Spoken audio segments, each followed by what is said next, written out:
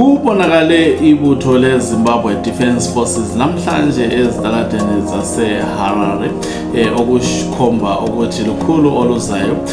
Ngilibingelele bakwethu olicubungulela njalo elibalela lezi ndaba ngowenu uHloniphani Ncube.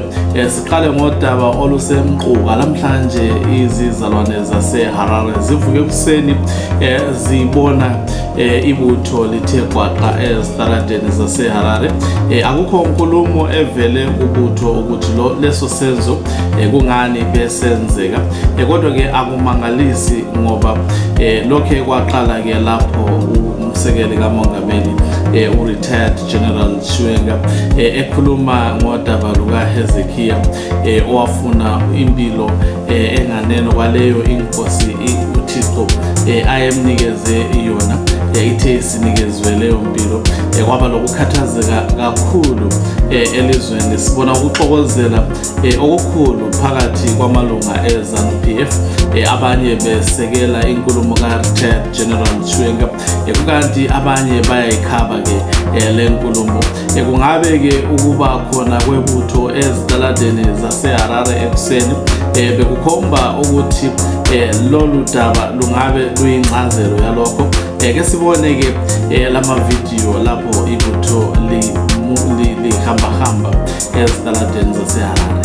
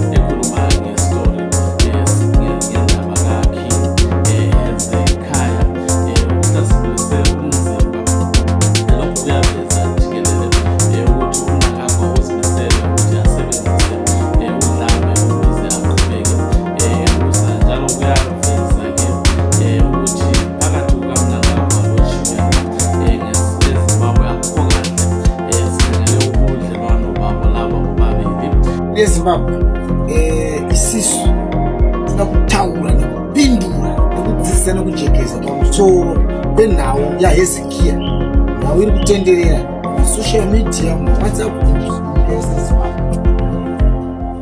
Isisu takamirira vanhu over 800,767 database, tichitaura on behalf of them all over Zimbabwe. We agitate us for it. Presidential mafia kuna vanenge vachida kuita hungu takawirirana tikatenderana kuti nyaya yaHezekiah yekutaurwa iri kupararira, iri kukonzeresa mhirizhonga munyika. Pari kuinsaitwa violence nekunyongana mukati menyika, uyezve nyaya iyoyo mataurirwo ayakaitwa tisataenda kumwe kunhu. Nyaya yaHezekiah matauriro ayakaitwa haasiriwo, nyaya iyo yakatwistwa, pane pakanyekwa ipapo kungotijeresera SG. Ndizvozvo nyaya yaHezekiah tinokurudzira kuti kana munhu achitaura zveBhaibheri zvitaurwe nemazvo, nekuti ishoko raMwari. Hezekiah, isusu shoko raMwari rinonyatsotaura kuti Hezekiah akashandira Mwari, achitya Mwari, achifamba naMwari, achiteera mirayiro yaMozisi kusvika Hezekiah arwara. Paanorwara Hezekiah anoenda kuna Mwari achichema kuti Mwari, dora ngariraiwo mabasa angu akanaka. Ndipo paanotumirwa nhume Isaiah kuti imudze kuti agadzirise nyaya dzake. Asi Hezekiah ndo paanodzokera achizopiwa zvemamwe makore ekurarama 15 years. Handizverevisi 15 years achiregererwa futi zvitadzo zvake achirapiwa kurwara kwaakaita. Saka hatina kuzonzwa pakanzi akazourayiwa futi kana kuti wakatukwa kunzimbwa kana kunzi zvakazobuda pavidhio kuti benzi wife and the likes izvozvo we are not tolerating that.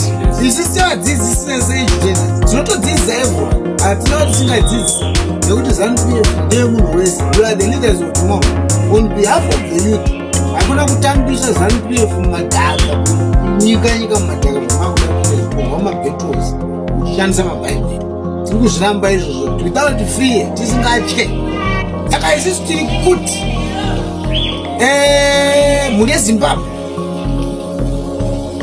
hakuna munhu atiri kuda kuona achishandisa that message or that video or that statement pamasocial media. Semupano wandakaona akaisa picture vachiwenga pasite ndobva aisa vamunanga vachivati ndo Hezekiya achiteedzera message yakataurwa pamusoro paisa. Ndikati kutaurire mufano wangu nevamwe wese vari kuteera kana nevamwe wese vauri kufungidza kuti vanokusapota. Handitika ava vamunanga gwava havabviswe zvemhando iyo. Ende mufano wangu chaunofana kuziva ndechekuti vice president vanoiswa napresident vanoapoindwa. Atori junior munin'ina wapresident.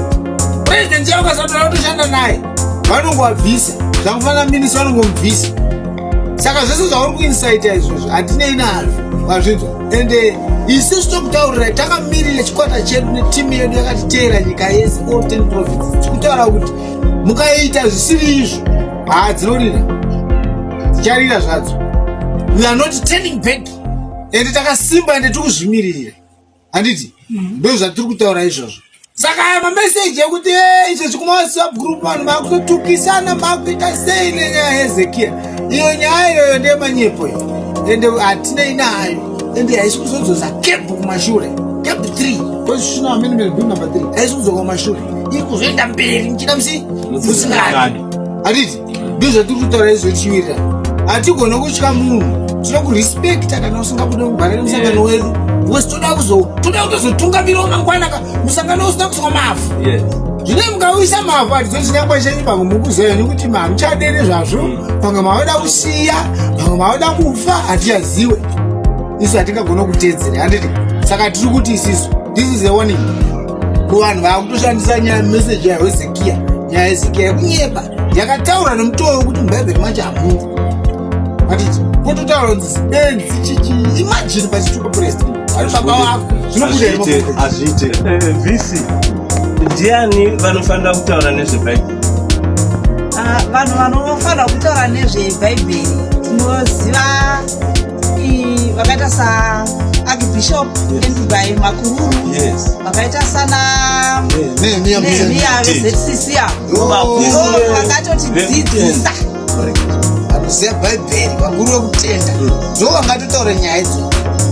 Ndosaka muri kuona kuti nyaya iyi yakataurwa nemunhu asingazivi zvebhaibheri, asina zonzo yacho, ndobva atoitwisa kuisa munyaya dzake dziri pachena. Saka isusu tiri kuti we are not turning back. We are going to support his excellent president. Come rain come thunder, tinomira nawo. Kana pakanzi chachaya paitika hondo, isusu ma1 we are ready and we are not fearing anyone. Our group we are ready for everything and it is ready. You must know that. Thank you so much.